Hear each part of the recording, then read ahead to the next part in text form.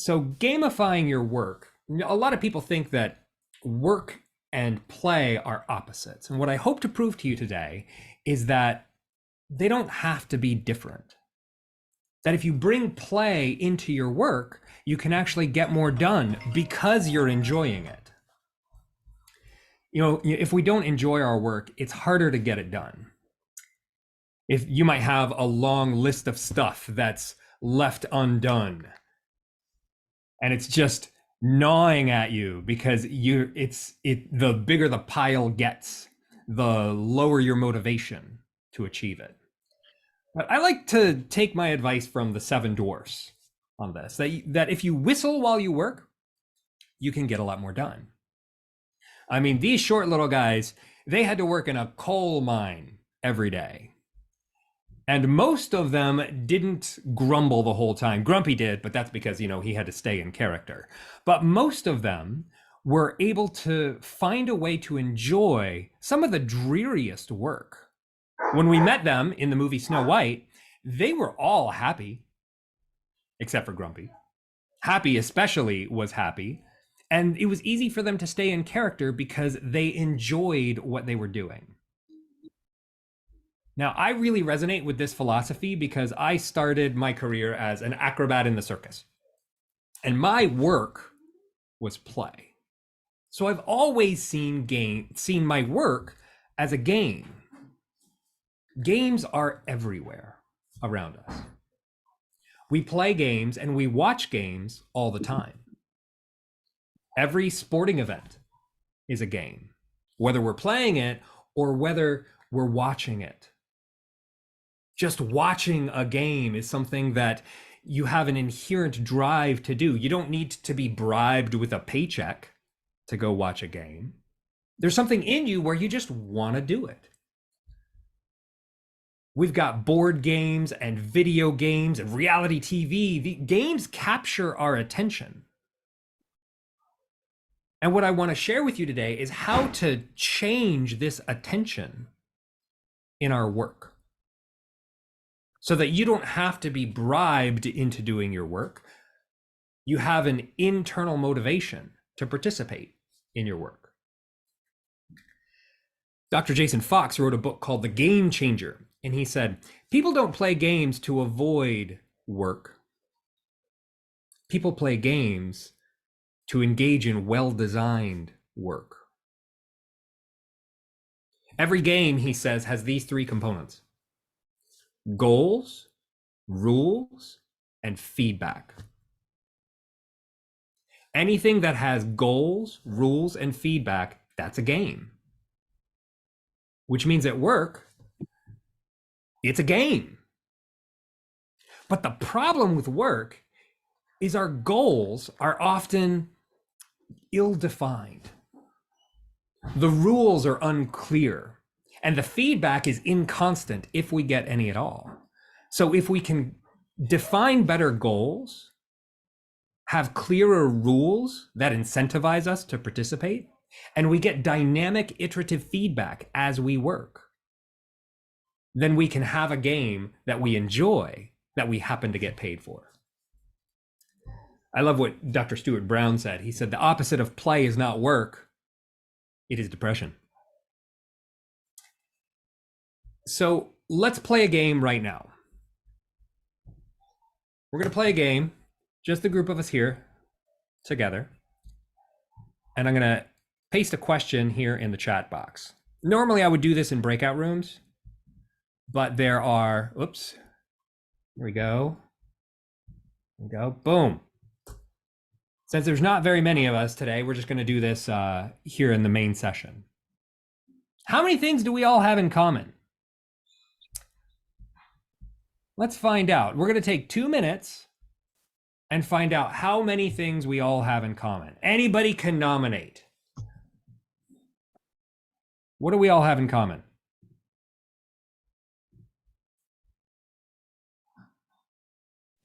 Are we typing this or are we speaking this? Let's speak this today. Okay. Let's speak this. We're all human beings.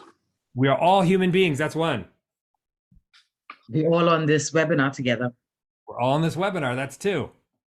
What else?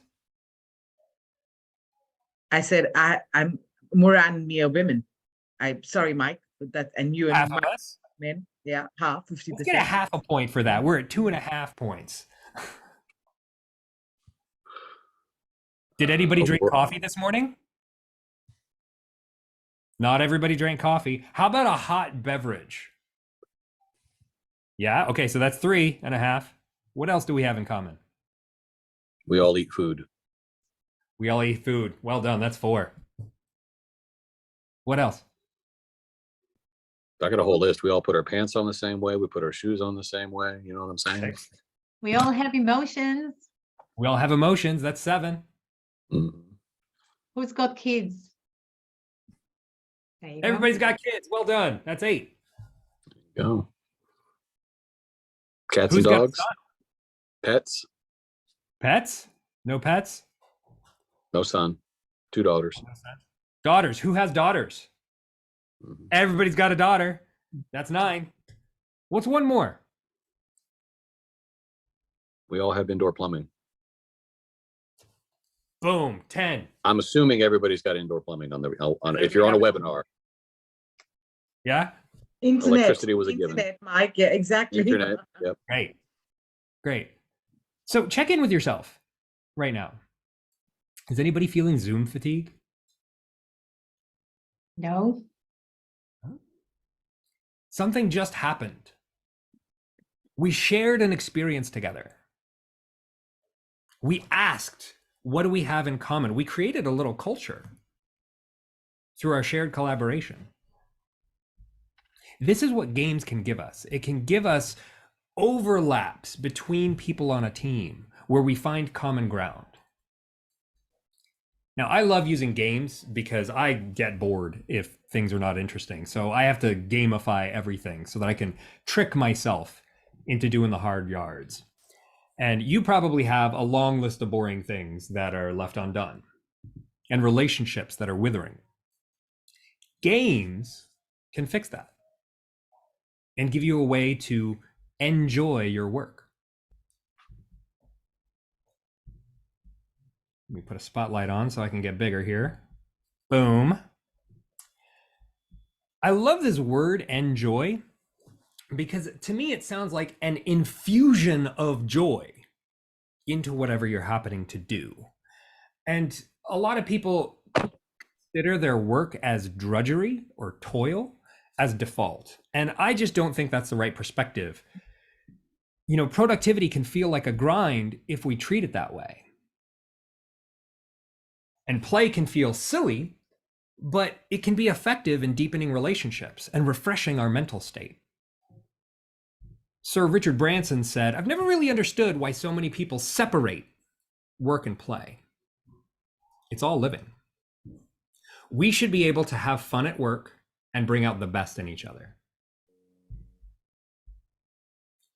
The problem with productivity is that it's an elective. And we think that we have to study how to get more work done outside of work. And how much time does that really leave you for play? I really dislike this term, work-life balance, because work-life balance makes it sound like they're equal, that you have work over here and life over here, and you're supposed to balance the two of these. And I think this is really difficult framing, because then it means that your work is equal to your life, and that you should spend as much time and effort and energy and attention on your work as you do in the rest of your life. But that isn't what we do. We spend our best 8 hours on average, sometimes more, sometimes less. But the traditional amount of time we spend at work is 8 hours per day. The labor movement was great because it helped us divide the 24 hours in a day into 8 hours for work, 8 hours for rest, and 8 hours for what you will. The problem with this division is this 8 hours of what you will, this includes your commute. This includes your meal preparation time. It includes your lunch break. It includes so many things that you need to add on to work that work ends up taking a lot more than 8 hours. And if we're spending so much time on work, then that means that we have a lot less time to spend on our life. So the framing I'm choosing to work with nowadays is that we have 24 hours in a day. And I've been measuring my time in 15-minute increments for about 15 years. And what I found is that I can get no more than 5 billable hours per day when I work, even on days when I'm really working super hard. I've never been able to bill more than 5 hours in a day because I need a lot of other time for recuperation. I need time to check my emails, to clean my desk, and that's all work time, but it's not productive work time. I also need some time for recreation, where I can enjoy what I'm doing. And this leaves 9 hours for sleep. If you're supposed to get 8 hours of sleep in a night, you got to add on some more time for your for waking up and winding down. And I don't want that to come from what you will. That what you will has become a grab bag for everything. If we instead say we've got 5 good hours at work, we've got 9 solid hours for sleep, then we have this other 10 hours that we can divide among the recuperation and the rejuvenation and the recreation that we need in order to live a balanced life. And this, to me, this seems like a much more balanced way to spend 24 hours. Instead of sacrificing everything to maximize how much we have at work, we also need to enjoy the time we have out of work. But the trick is, if you can also enjoy your work as play, then you can get more out of it. So now let's play a game. This is one of the games I play in Zoom meetings just because I think if we can break up theory with games, then you're more likely to keep paying attention and less likely to click away and find something else to do on the internet.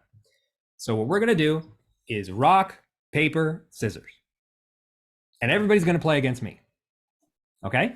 There's 2 parts to this game. The first one is you have to hold up a rock, hold up a paper, and hold up scissors. And get your hand positions right. How do you like to hold a rock? How do you like to hold paper? And how do you like to hold scissors? That's the first part. The second part is to hit that stop video button and turn it on and off. And just show me you know how to turn your camera on and off with the stop video button. Great. Great. Okay. Great. Now everybody bring your cameras back on. Who wants to play? And what we're going to do is I'm going to say rock, paper, scissors, shoot. And I'm going to pick one. When I pick one, if you beat me, you keep your camera on. If I beat you, turn your camera off. If we tie, keep your camera on. And we'll play a couple of rounds, okay? All right, so let's do the first round. Ready? Rock, paper, scissors, shoot. It's scissors. Moran's out the first round. Let's play another round. Rock, paper, scissors, shoot.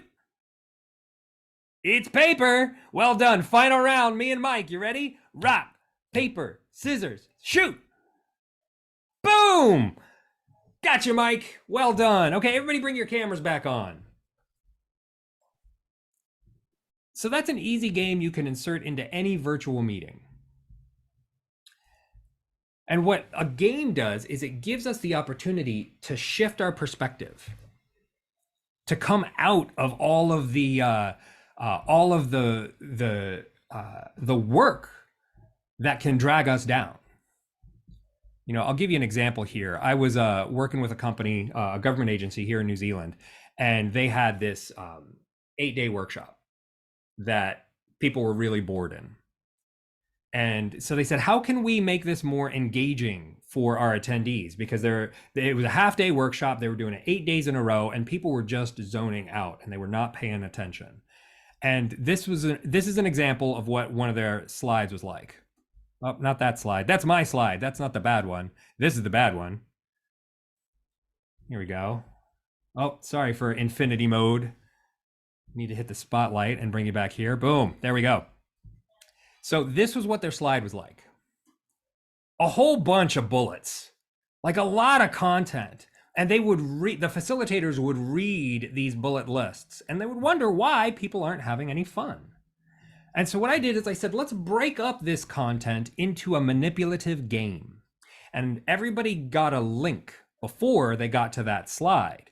And everybody had their own little board where they could drag and drop and put things in order. So before they had that bullet slide with all of the content, instead they were trying to figure out what's the complete sentence here.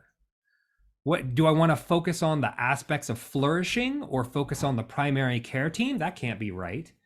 And so by moving these around, they were given an opportunity to engage with the content at a deeper level through a game. And then we're shown the bullet slide with all of the content. And this is an example of how we can use games in order to change our perspective. I really like this book, Flow, by Mihai Csikszentmihalyi. It's about the psychology of optimal experience. And he identifies 8 characteristics of flow. And these characteristics of flow, I'm just going to read these off for you real quick. See what I'm doing? I'm making it wrong. By showing you this, I'm throwing a whole bunch of information at you that's kind of making you not want to engage. But what I'm going to do is I'm going to read through these slowly. Okay? These are the 8 characteristics of flow. That there's a complete concentration on the task. There's a clarity of goals and rewards in mind, and you get immediate feedback. That's interesting. Goals, rewards, and feedback. One of the characteristics of flow. Also that there's a transformation of time. It either speeds up or slows down, and that the experience itself is intrinsically rewarding. You don't have to be bribed with a paycheck when you're in flow. The experience itself you enjoy. There's a sense of effortlessness and ease, and a balance between challenge and skills. There's a merging of action and awareness so that you don't ruminate self-consciously. And finally, there's a feeling of control over the task. Now, is he describing a state of work or a state of play? Or could the state of flow be something that could apply to both? When you're in a state of flow, it can be while you're at your job, doing your work, but it could also be while you're at your play, doing what you enjoy. But I have a hunch that there's something here in this overlap. And the author says, once we realize that the boundaries between work and play are artificial, we can take matters in hand and begin the difficult task of making life more livable. He says that the failure of schools and offices and workplaces to provide for flow is one of the most serious and urgent issues facing humanity. When we work, we should have joy in it because work is easier to do when it's fun. If you have something hard to do, you could turn it into a game and make it enjoyable. And that'll allow us to get more out of our limited time and energy so that we can maximize what we've got through the practice of joy. The singer James Taylor tells us the secret of life is enjoying the passage of time. And we spend a lot of time in work. According to Gettysburg Research, we spend 90,000 hours in an average lifetime working. That's a third of our life, our waking hours. A third of it is spent at work. Would you like to enjoy that time? Or do you want to see it as toil and drudgery that you must endure?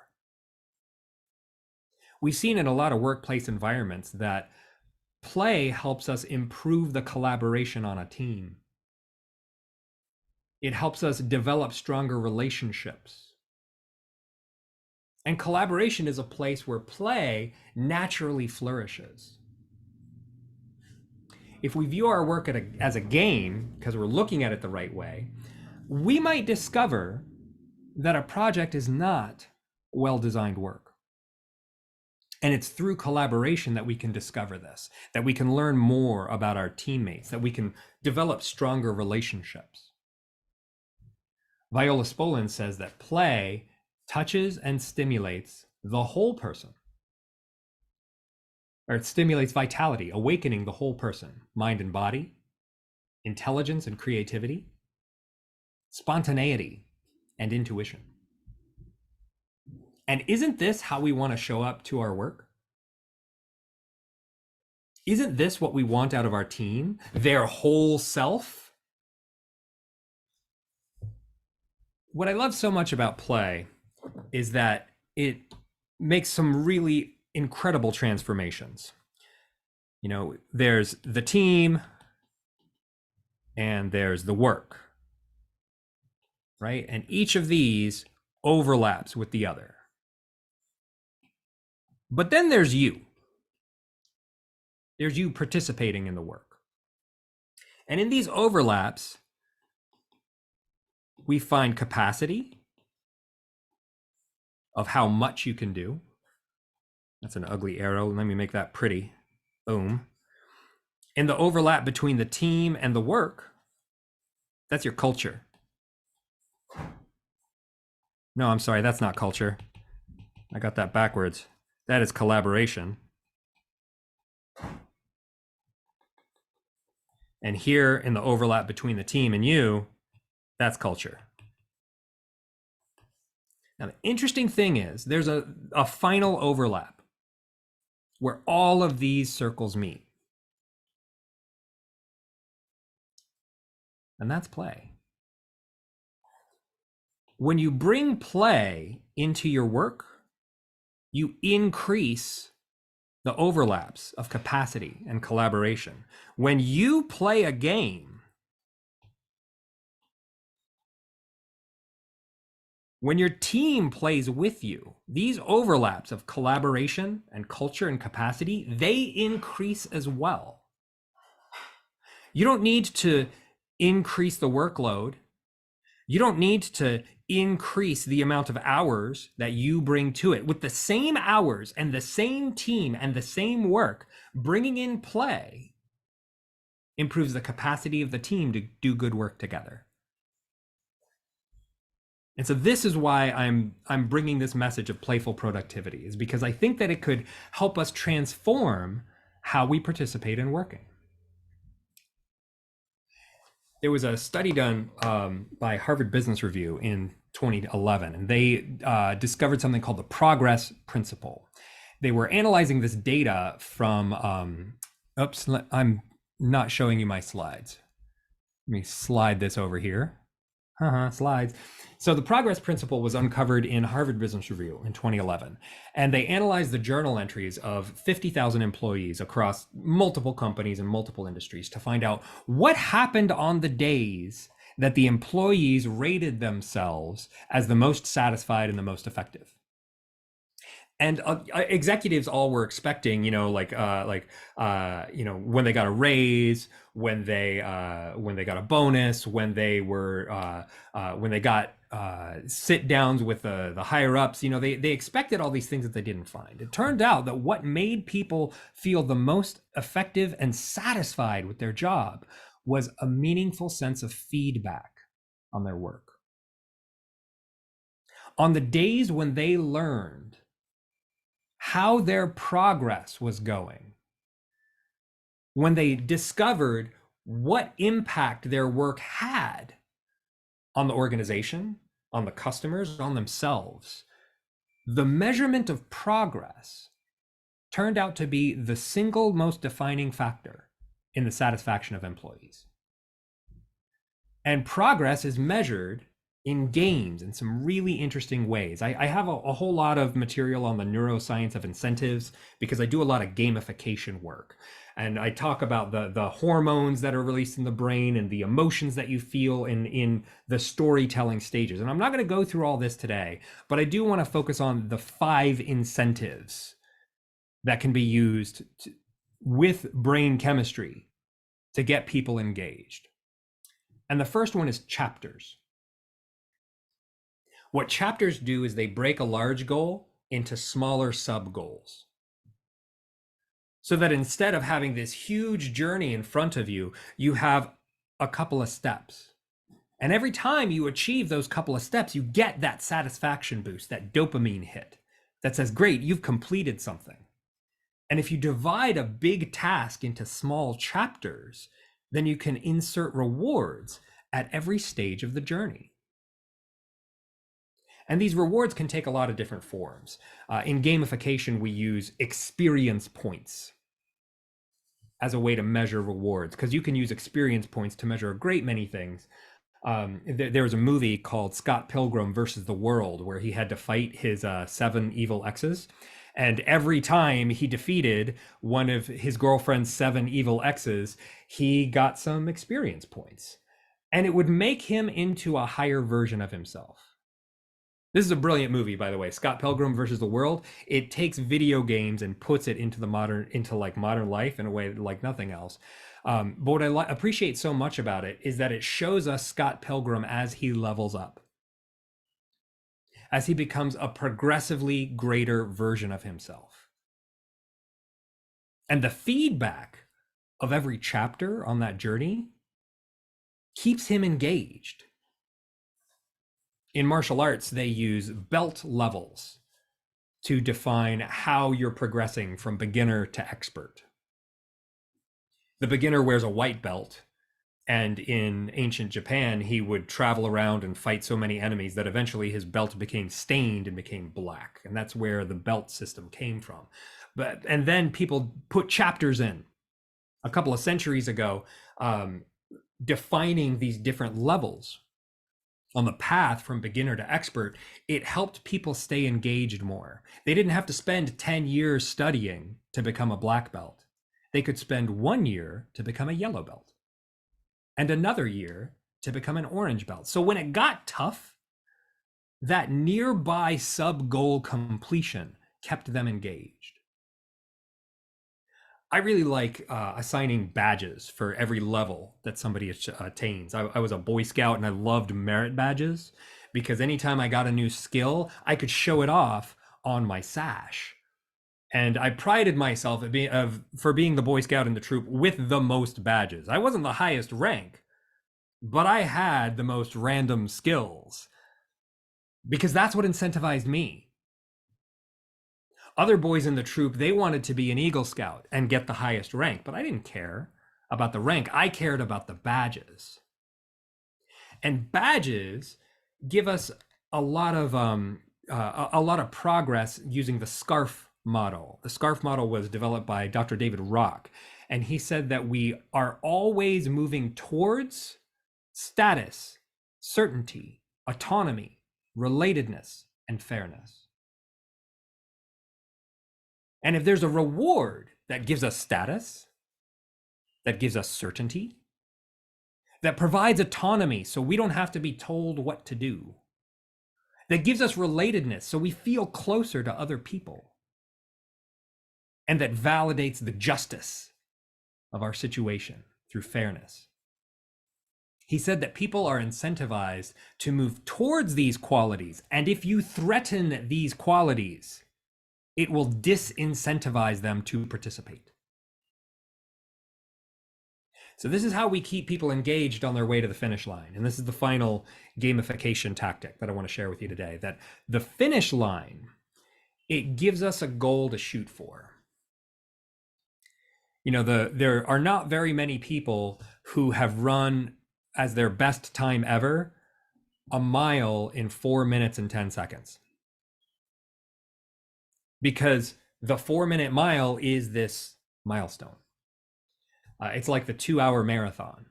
Most people are either way above 2 hours or just under 2 hours. There's not a lot of people who finish at 2 hours and 5 minutes. Because when people see the finish line, they move faster. The Apple Watch has this great feature that you can close your rings. And so every day throughout the day, you can look at your rings on your Apple Watch and see how far you have to go to reach the finish line. And that finish line, it does something for us. It gives us status. It gives us autonomy. We can decide to reach it. It serves as fairness.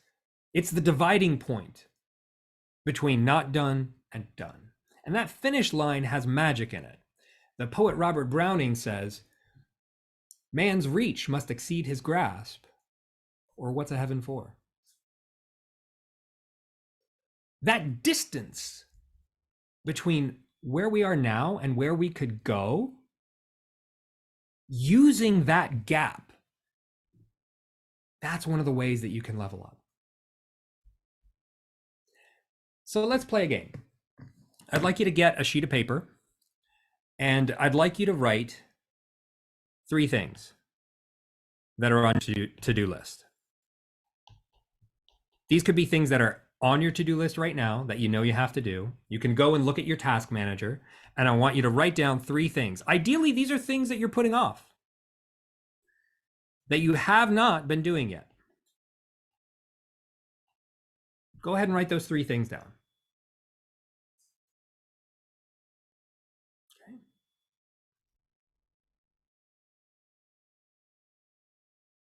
Good. All right. Now, next to these 3 things,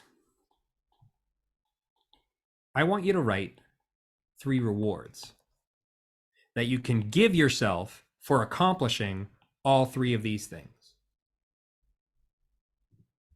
I'm going to set a timer for 30 seconds, and I'm going to give you some time to consider, what are your rewards for accomplishing these 3?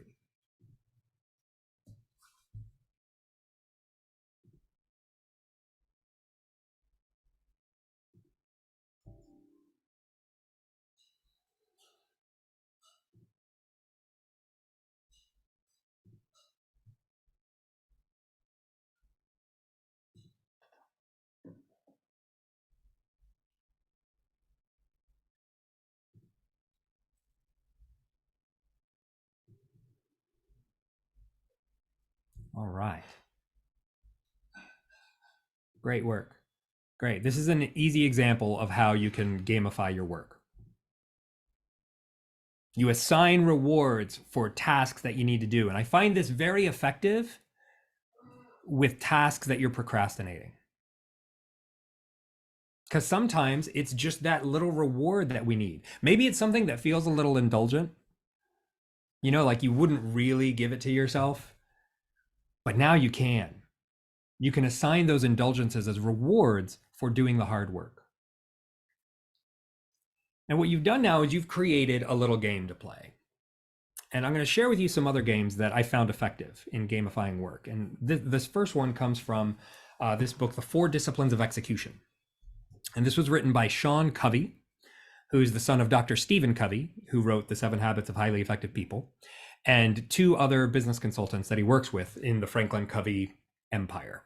And they have worked with hundreds of large companies to help them improve their productivity.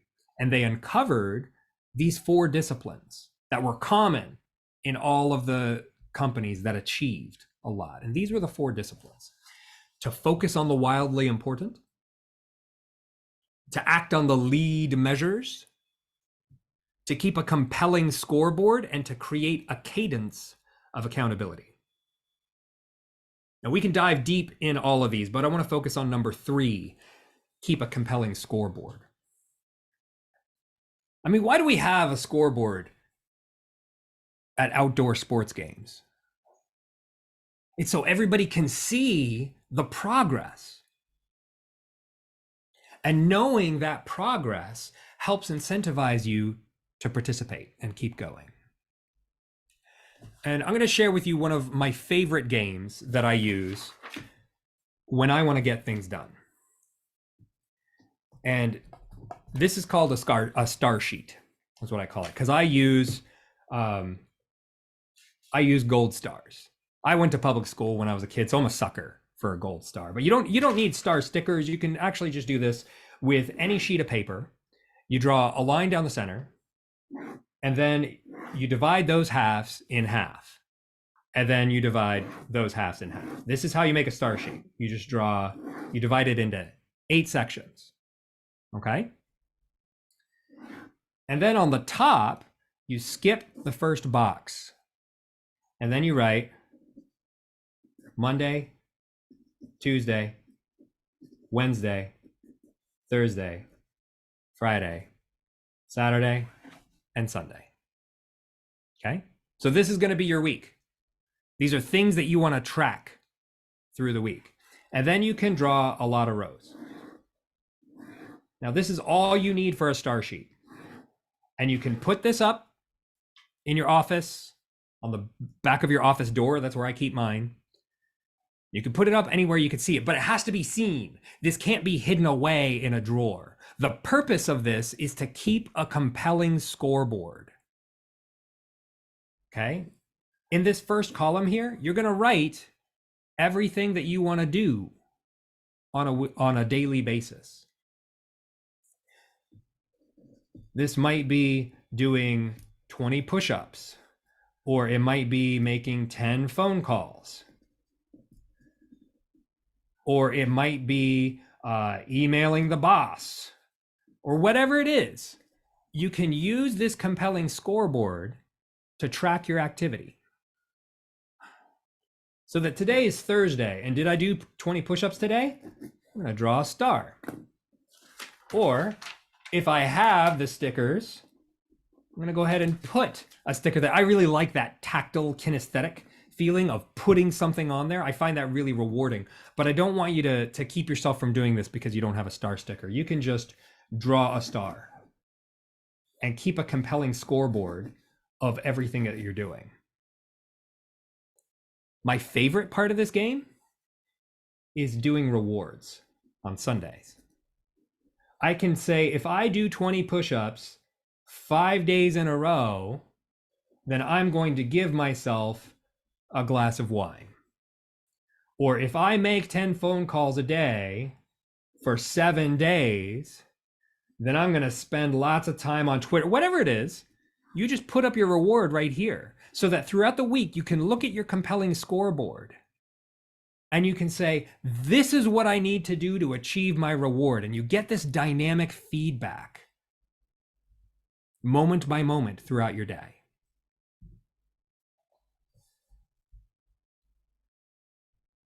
So this is the third discipline of execution, is to keep a compelling scoreboard. And it really helps with the busyness that can overwhelm.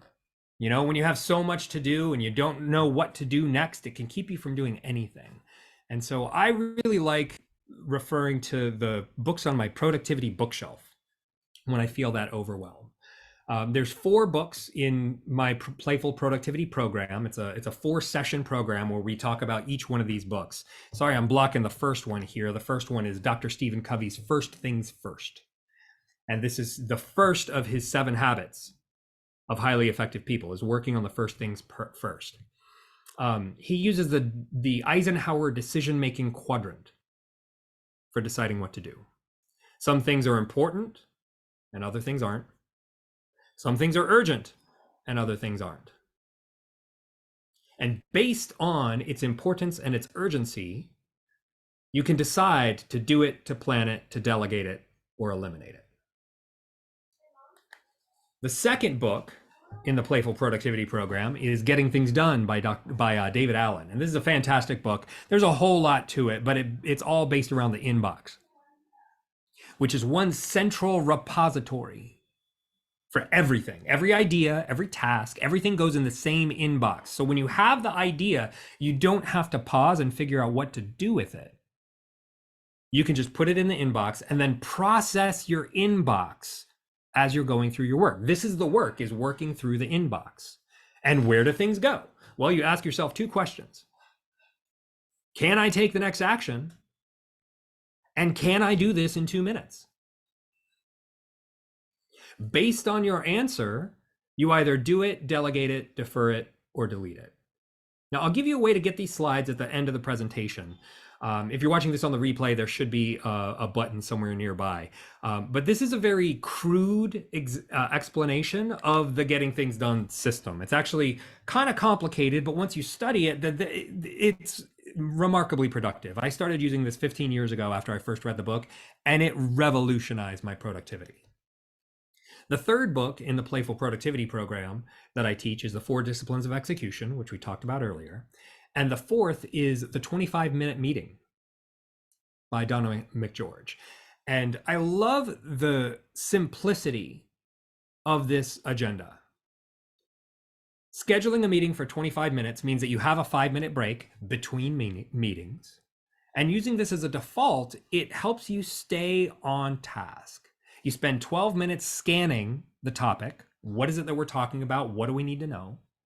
You spend 8 minutes focusing on what needs to be done. And then you spend 5 minutes deciding who's going to do what. Now, I modified this a little bit because I put in some games, because I think games keep people engaged. And if it's a virtual meeting, I find these 2-minute games help people to stay connected. And so these are the 4 books that I have found the most benefit from in staying productive and getting more done, and that have led me to develop the Playful Productivity program. And this is a 4-session program that I teach that helps people get more done in good cheer. I ship the books to everybody in the program so that we all read them together. I host book clubs about each of these books so that we can meet weekly or monthly and go through all of the particulars about how to get more done. But more importantly is we enjoy ourselves while we do it. Jill Viollet says that play matters because people matter. It reminds us of our interdependence and gives us a chance to really see other people and in turn to be really and truly seen. And this is what play gives to us. And this is why I'm so passionate about bringing play into our work. So I wrote this ebook called Gamify Your Work. It's a shorter version of my upcoming book on playful productivity, but this has become the encapsulation of a lot of the work that I do. And so I'm going to give you a link to this ebook. This is my gift to you for attending today. Some of you might already have it. And if so, then I encourage you to share it with a friend, somebody who you think might find this useful. And so I'm going to put a link to this ebook here in the chat box, as well as 2 other links. The first link is a link for a survey about the presentation. I'm a professional keynote speaker. This is the work that I do. And one of the ways that I can improve my presentation is by listening to your honest feedback. And so if you can give me some feedback on how I did, that would mean a lot to me. You could take the survey anonymously if you like. But if you're not on my email newsletter list and you'd like to get on, this is a great way to subscribe. And the final link is for my Playful Productivity program, which is a 4-session program that goes through the 4 different books that we discussed today and the different games and activities that we can use to gamify getting more done. And so we're going to break in just a second for Q&A. But the last game I want to play with you is I'd like to know what you got out of today. And you're going to write an answer in the chat box that starts with one of these 3 phrases. I will, I believe, or I can. I'd like you to write a statement in the chat box that starts with one of these 3 phrases. Something that you've learned today, some transformation that's happened to you today. Don't hit enter yet because we're all going to hit enter at the same time so that we can see them all come in together. I'm going to set a timer for 30 seconds. Go ahead and write your statement.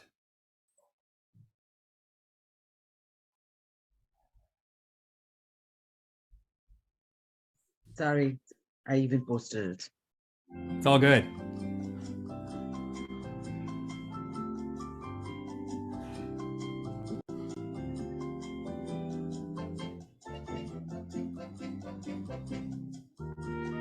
Okay, let's all hit enter in 3, 2, and 1.